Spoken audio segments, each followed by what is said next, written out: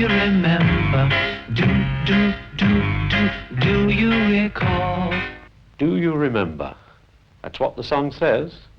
Well, looking at this building and knowing what we know about Birdseye in the 70s, I wonder how many of you remember the year 1946 and a small factory in Yarmouth.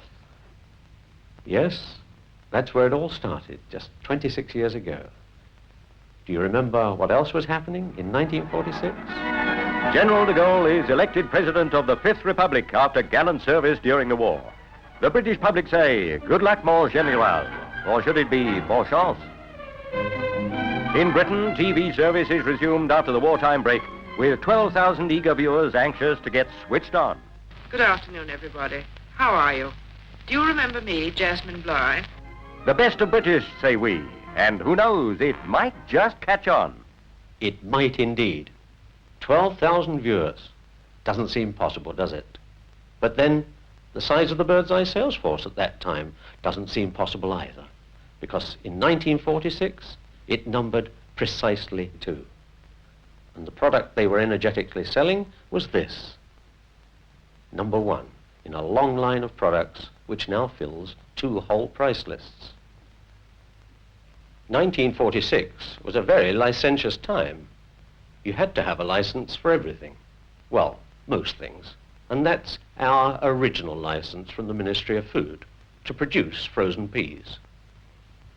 And believe me, it wasn't easy to get just after the war. However, it was achieved, and full of hope and enthusiasm, we were on our way. Until 1948. Not a good year, 1948. 1948, Berlin blockaded. Gandhi assassinated. Communists take over China. British railways nationalized. And Birdseye nearly went to the wall. Nearly, but not quite. Costs got higher and profits lower. We were nearly abandoned by Unilever. But we rallied our forces, we weathered the storm, and we sailed into 1953. A good year, 1953. He died for a start. So did he. The Queen was crowned, and England won the Ashes. And Ian Fleming wrote a book called Casino Royale, which was eventually to introduce this chap to the cinema screens of the world. And at Birdseye, an equally intrepid figure made his appearance. Mr. Parrott joined as marketing director in 1953. 3 years later, he was to become chairman.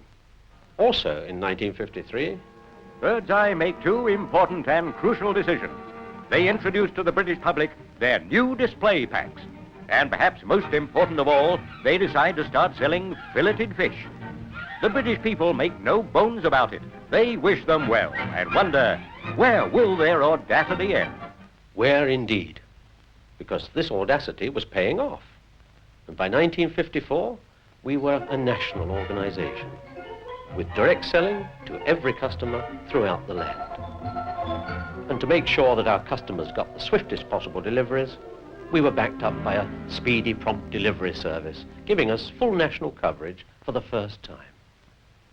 New faces began to appear. Mr. Webb joined the company in time for the sales conference at Buxton. And we marched proudly into 1955. And a lot happened in 55. Vladimir Nabokov took the lid off sex with Lolita, and Mr. Parrott took the lid off the frozen food coffins. Truly a great undertaking. Undertaking? Coffins? Never mind. It was another great step forward in Birdseye, helping to push our sales up even higher to nearly £4 million. Also in 55, Churchill resigned and Eden took over. Prince Philip announced his award scheme, Commander Crabbe disappeared, and Bill Haley wrote Rock Around the Clock. A momentous year, you'll agree. So we thought it would be interesting to find out, in 1972, what the great British public remembered of 1955. 55. Oh, yeah, that's your open-top cabinet policy, your telephone sales girls, and your fish fingers. Yeah, Birdseye, lovely, yeah, that, very good. Oh, yes, it's Rock Around the Clock and Bill Haley and, Rock Around the Clock tonight. I'm going to rock around the clock tonight. Anything else? Yes, wait a minute. 55 was the year that Birdseye introduced open top cabinet policy, telephone sales girls, and fish fingers. Fish fingers, yes, yes. Well, I've got some with me, actually. Yes, I eat them all the time. Yes. Oh. And there it is, the original fish fingers pack. Our second really big seller, destined to become a household name throughout the country. Telephone selling began in 1955. The equipment's changed quite a bit since then, but the idea was the same. Direct, day-to-day contact between the telephone salesgirl and the shopkeeper. Messrs. Miller and Monk joined in 55 and learned how to do the job themselves before passing on their expertise to the salesgirls, ensuring that these would always be full. Ensuring that the Birdseye cabinets will always be full to bursting point. The British people's wish. And then, in 1956, a new era began for Birdseye advertising. Commercial TV arrived on the scene. And here's a comment from the Director General of the BBC at that time. Thank you, sir. Most illuminating. However, as I was saying, commercial TV arrived, and this masterpiece was launched on an unsuspecting public. If you could cook your beans in the garden, they'd be the freshest in the world. And that's how fresh they are all the year round when you buy Birdseye quick frozen sliced green beans. Quick freezing seals in the natural goodness and flavor. The 2-shilling carton serves 4, and there's also a small size, enough for 2. A wide choice, real value, quick frozen freshness. That's Birdseye. I wonder if she still cooks in the garden. As a matter of fact, we had very little money to spend on advertising in those days. And in any case, many people thought that commercial TV would be a disaster. But we had faith, and I'm glad to say we were justified. Also, in 1956, the nation lost this. But Birdseye gained this. We bought Smethurst's to increase our fish finger production capacity and to gain a foothold into the catering market. And so to 1959, a year in which we put our stockists on the map by introducing the public to the Birdseye shop. Stop at the Birdseye shop. Stop at the Birdseye shop. For Birdseye fish fingers. The family all love 'em. Stop at the Birdseye shop, at the Birdseye, stop at the Birdseye shop.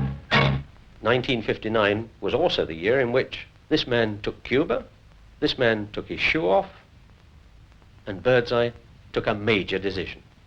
We cut the price of peas dramatically. Remember, they were our top seller, and so it might have seemed like madness at the time, but it proved a huge success in winning more and more housewives to frozen foods. And 59 was also the year in which Birdseye peas went pop. Birdseye peas, sweet as the moment when the pod went pop. And our sales reached the unprecedented figure of £20 million. 59, 60, 61 were years of more and more new products coming on stream from our development department, and our TV advertising carried them all. Van selling was introduced about that time, and of course, competition was growing year by year. But so were we. And in 1962... In the sleepy village of Walton-upon-Thames, the new head office of Birdseye Foods Limited, purveyors of frozen foods to the nation, rises from its marshy foundations. The British public wish them well in their new home. And don't forget, fellas, watch out for those alligators. Also in 1962, we launched the first 5-year plan. Its aim, to double the business in the next 5 years. And in the chair of the committee, Vice Chairman Ernest Hall.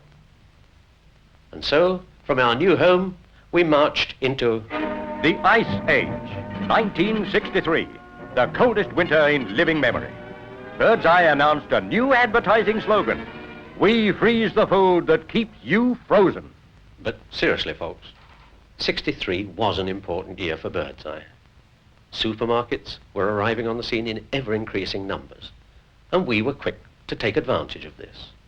And the result, sales rocketed to the new record height of over £33 million. In 1963, big accounts went national due largely to the valiant efforts of one brilliant and tireless executive. Well, if I don't blow my own trumpet, who will? 1964, and once again with Blue Streak, Britain shows the world that she lacks nothing in the field of technology. Good luck to Blue Streak, say we, and lang may you lumreek. Meanwhile, back at the ranch, Birdseye introduced this character to the nation. Hey, what's new, Cannonball? Please, I'm a pea. Birdseye are up to something. Must find out.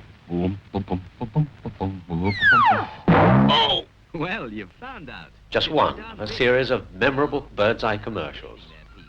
Also in 1964, we went up the wall. No, not that way. This way, with vertical sales cases. Another step towards making Birdseye products more attractive and easily available to the housewife. And so we come to the birthday party. 1966, and Birdseye is 21 years old. 21 today, 21 today. Birdseye got the key of the door, selling more and more and more. Peas, fish, fingers, strawberry mousse, beef burgers, hooray. So jolly good luck to Birdseye, 21 today. Actually, I'm a major shareholder in Unilever. Otherwise, I would never have agreed to sing this silly song. Shall I do it again? Charming.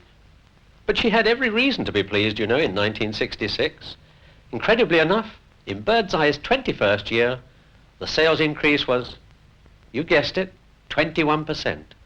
And in the 21 years since Birdseye's conception, the turnover had rocketed from 0 to £45 million. A fantastic achievement by any standards. Also in 1966, a new star was seen in the Birdseye firmament. Mike Moss joined us. Perhaps he thought we were coming apart. And just to prove that you can have your cake and come out of it, that's me on the stage of the London Palladium. And I'm still a fully paid up member of Ecstasy. So Birdseye came of age. But we didn't rest on our laurels. We launched handy packs onto the market.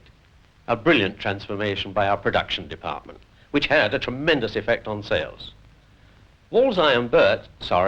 Birdseye and Walls joined forces as Unifreeze.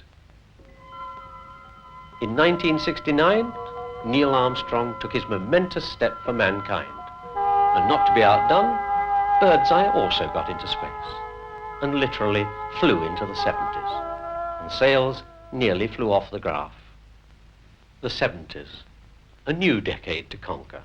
And as always, Birdseye was bursting with ideas. So were other people. Home freezer centres were established for the first time. Cash and carries appeared. Petrol stations started pumping out food. And in some bingo halls, a full house meant a full freezer of Birdseye foods. Not content with past successes, Birdseye launched a new 7-year plan. A particularly happy event in 1970. Our chairman was awarded the CBE in the New Year's Honours List. CBE. Good of the Queen to confirm him as chairman of Birdseye. So here we are in 1972. A quarter of a century in just 15 minutes. But it hasn't just been an exercise in nostalgia. It's also been a record of amazing achievements. Achievements, development, and expansion that no one would have dreamed possible back in 1946. But the facts speak for themselves, don't they? They were all our yesterdays. So the toast today must be, here's to all our tomorrows.